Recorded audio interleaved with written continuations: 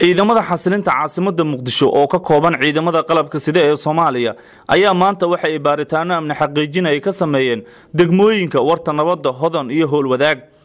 ciidamada ayaa intii ay baaritaanada ay wadeen waxa ay baareen gaadiidka dadweynaha iyo sidoo kale dadkii saarnaa iyadoo dadka mid loo baarayay. ciidamadu intii howlgalkaasi ay ku jireen waxa kale oo ay xireen qaybo kamid ah wadooyinka magaalada kuwaas oo amnigooda ay sheegeen inay xaqiijinayaan. afayeenka maamulka gobolka Banaadir Cabdifataax Cumar Xalane oo la hadlay telefishinka Home Cable ayaa waxa uu sheegay in ciidamada xasilinta caasimadda Muqdisho tan iyo markii ay bilaabeen howlgalka ay ku guuleysteen xaqiijinta amniga iyadoo lagu guda jiro bisha barakeysan ee Ramadaan.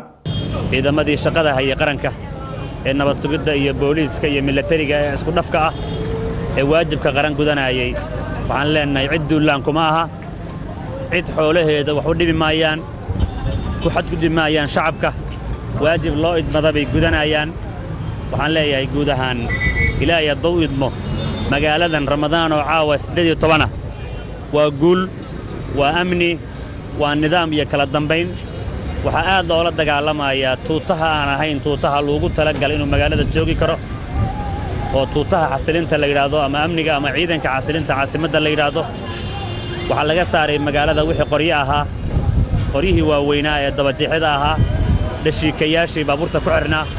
cid aan ahayn ciidankaas magaalada hubkuma dhex wadan karto. mahaddaas waxaa iska leh ra'iisul wasaaraha jamhuuriyadda, gudoomiyaha gobolka iyo wasiirka amniga iyo taliyaasha ciidamada ee waajibkaas qaatay fuliyay kuna adkaystay habeen habeenna u taagan inay waajibkaas gutaan.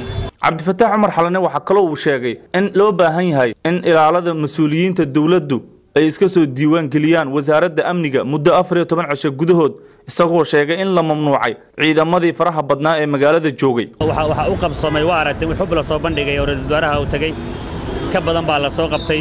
waxa laga saaray magaalada wixii hub waaweynaa waa laga saaray. cid hub sharci darra magaalada ku dhex wada karta ma leh. istaafyada annagu aan wadanno wasaaradda amniga laga diiwaan gelinayaa 14 cisho gudahood ayaan diiwaan gelinaynaa. dawladda federaalka Soomaaliya ayaa bishii hore ku dhawaaqday in magaalada Muqdisho laga bilaabay howlgal loogu magac daray howlgalka xasilinta caasimadda, waxaana ka qayb qaadanaya dhammaan ciidamada qalabka sida ee Soomaaliya. dadka Soomaaliyeed ee ku nool magaalada Muqdishona maalmihii ugu dambeeyay waxay muujinayeen in amniga caasimadda xoogaa wax iska bedeleen.